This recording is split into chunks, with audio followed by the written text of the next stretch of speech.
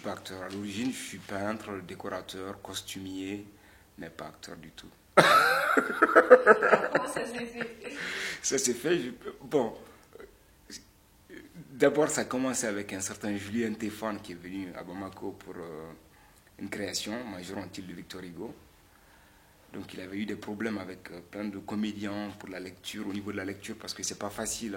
Avec l'accent africain, souvent, c'est pas évident. Et un jour, je viens au théâtre comme ça, il me tend le texte, il me dit Abdou, tu peux me lire ça? Je l'ai lu et voilà, j'ai joué la pièce. On a fait 45 représentations à travers la France. Et au même moment où j'étais sur cette création, j'ai eu un coup de fil aussi de Marie-Hélène, qui est l'assistante de Peter, qui me dit Abdou, tu vas à la Fnac, tu vas payer le livre Olé Bojo, tu le lis et après, dans 2 jours, tu vas rencontrer Peter, vous allez discuter de ça. Et j'ai payé. Et là, c'était pour. Parce que, Là, c'était pour travailler avec. Là, j'étais sur une autre création pour jouer. Et là, je reçois un coup de fil, on me dit de payer le livre, de le lire, je l'ai lu. Et là, je suis venu au bouffe. J'ai discuté avec Peter, il m'a dit, tu l'as lu? J'ai dit, ouais, je l'ai lu. Il me dit, tu sais, j'ai besoin du même décor. Je l'ai fait de par le passé, mais le décor était lourd. C'était de la terre battue, des pierres. J'aimerais le même décor, mais avec un élément simple, qu'on puisse plier, qu'on puisse voyager avec facilement. Et du coup, j'ai transformé ma chambre d'hôtel en atelier. Donc, tous les jours, j'étais sur notre création, mais tous les jours, je m'amusais à dessiner, à faire des maquettes. Et je crois qu'il y a eu ça, à 3 reprises, j'ai eu la chance de rencontrer Peter.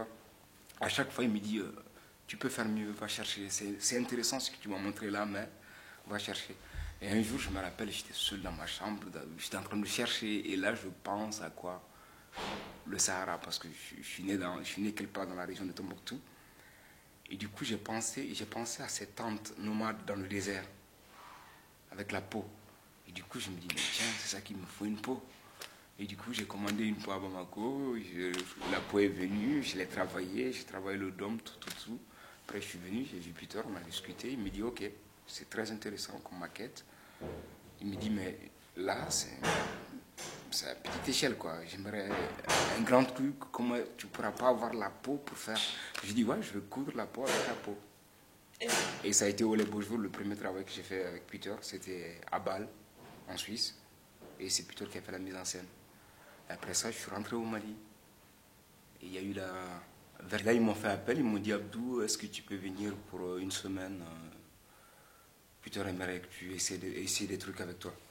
Et là, j'ai pris l'avion, je suis venu ici à Paris et je suis parti directement en Allemagne, à Duisburg, avec Peter. C'était une usine de fabrique d'armement qui a été transformée en théâtre.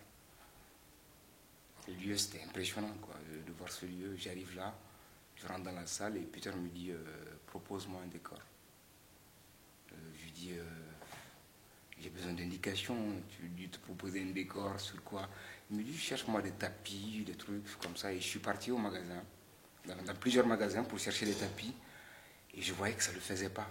Parce que je me dis, tiens, des tapis, ça ne le fait pas. Et au bout d'un moment, je vois des nattes avec des trucs naturels. Je me dis, ça le fait. Et là, j'ai payé des nattes, du sable, des pierres. Je suis venu dans la salle, j'ai fait un truc tout simple. Il est venu, il a regardé, il me dit, ouais, c'est très bien ce que tu as fait.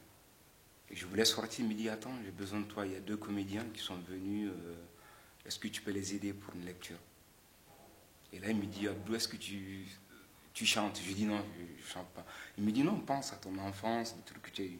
Et là, je suis parti dans le truc d'enfance. J'ai commencé à chanter un truc, j'ai répété avec eux pendant presque 1 heure de temps. Après, il m'a demandé mon impression, comment je trouve les 2 comédiens. Je lui dis, bon, les 2 sont bien. Il y a l'autre qui a une finesse, l'autre, il a une voix imposante. Les 2 ont leur qualité, quoi. Il me dit, c'est très juste ton analyse. Et après, je suis rentré à Bamako. Et après, ils m'ont fait appel, ils m'ont dit que maintenant la création commence, il faut que tu viennes faire les costumes et les décors. Et là, je travaillais tout le temps, costume, décor. Et un jour, Peter me donne un texte, il me dit, demain, tu dois venir à la Bastille, un lieu où il répète souvent. Il me dit, tu viens avec le texte, tu vas faire une lecture avec les autres comédiens. Et moi, j'ai profité pendant la nuit, j'ai tout... j'ai tout enregistré. Et le lendemain, je suis parti, on était dans un cercle, je me rappelle. Et chacun avait son texte, chacun lisait son texte. Et du coup, moi, je savais la réplique. Du coup, paf, je parlais comme ça, simplement, sans le texte. Il me dit, mais c'est pas possible, tu connais le texte? Je lui dis, ouais, hier nuit, j'ai tout appris. Et après, il me prend de côté, il me dit, je sais que tu peux bien faire l'acteur. Je lui dis, non, putain, je ne me sens pas acteur, je ne me vois pas acteur, c'est trop de responsabilité, être acteur. Il me dit, il faut le faire, tu peux le faire. Et du coup, je me suis engagé dans la version française. On a fait une tournée pendant 2 ans, 6 mois à travers le monde. Après ça, je suis rentré au Mali. Et ils m'ont fait appel encore sur Sizou et Banzi. Et moi, une pièce sud-africaine de Altor Fougat, qui parle des papiers aussi, je crois qu'on a tourné avec cette pièce pendant 2 ans, 8 mois. Après, je suis rentré au Mali. Et après, ils m'ont parlé de cette pièce, de la version en anglais. Tu vas travailler, tu seras dans l'équipe. Je dis ok. Mais jouer la pièce en anglais, pour moi, c'était un défi, quoi. Je pouvais faire le décor et je viens, subitement, je commence à travailler sur des éléments de décor. Parce que travailler avec Peter au niveau du décor, c'est beaucoup de travail avant d'aboutir à... Et finalement, au bout du compte, je me vois avec des textes, je répète avec les comédiens tous les jours. Au début, la diction, c'était pas tellement clair.